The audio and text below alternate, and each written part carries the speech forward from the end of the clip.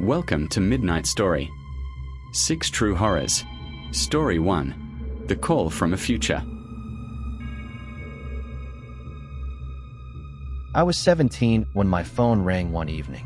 The caller ID showed my own number. At first, I thought it was some kind of glitch, so I answered. "Don't leave the house." I heard "IT" was my own voice. It sounded exactly like mine, except it was terrified. I laughed, thinking one of my friends was pulling a prank. "Listen to me. This isn't a joke.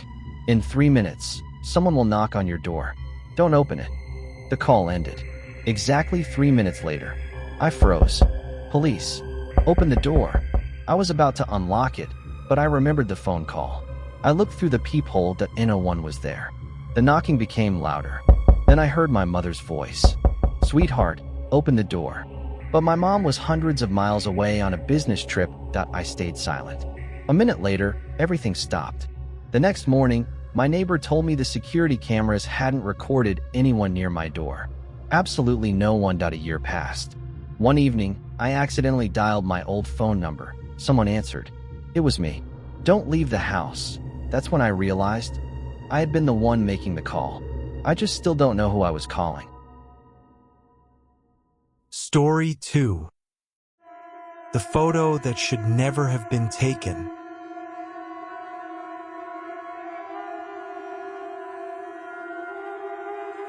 My friend bought an old camera at a flea market. The seller gave him only one warning. Never take pictures of mirrors. Of course, he ignored it. That night, he took a selfie in front of a mirror. When he looked at the picture, he wasn't alone.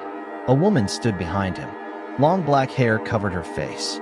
He thought it was just a reflection or some weird camera glitch. The next day, he took another picture. She was closer. On the third day, she was standing right behind his shoulder. We panicked. We tried to burn the camera. The fire went out by itself. So we threw it into the river. A few days later, my friend stopped answering his phone. I went to his apartment. No one was there. Only an old mirror.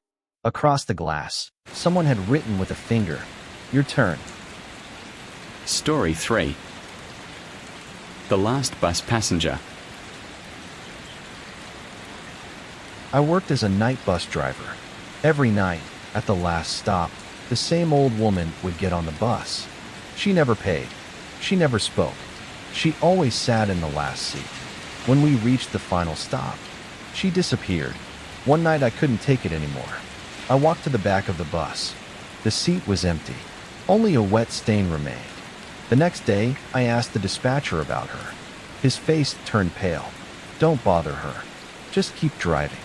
20 years earlier, an old woman had died in a terrible crash on that same route. Ever since then, every driver had seen her. A week later, she spoke to me for the first time. "Don't come to work tomorrow." I smiled and ignored her. The next morning, they called me to replace another driver. His bus crashed into a truck.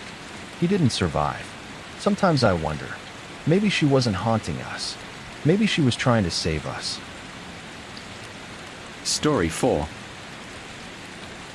The Security Camera. I worked as a night security guard. Every camera in the building was connected to one monitor. At exactly 3 a.m., one camera showed a man dressed in black standing in the corner of the warehouse. I rushed there. No one. When I returned, he was closer. This happened again and again. Every time I checked the warehouse, it was empty. But on the monitor, he kept getting closer. The last frame showed him standing right in front of the camera, smiling. The next night, every camera worked perfectly, except one. It showed me sitting at my desk. Even though I was standing by the entrance, behind the version of me on the screen, a shadow slowly placed its hand on my shoulder. I spun around. No one was there. Story 5. The Voice Inside the Closet.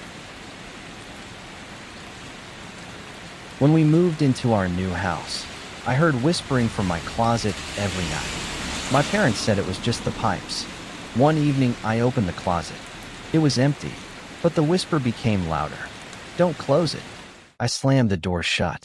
The next night, the closet was open, even though I knew I had locked it. Soon the voice started calling my name. One night I finally answered. What do you want? Silence.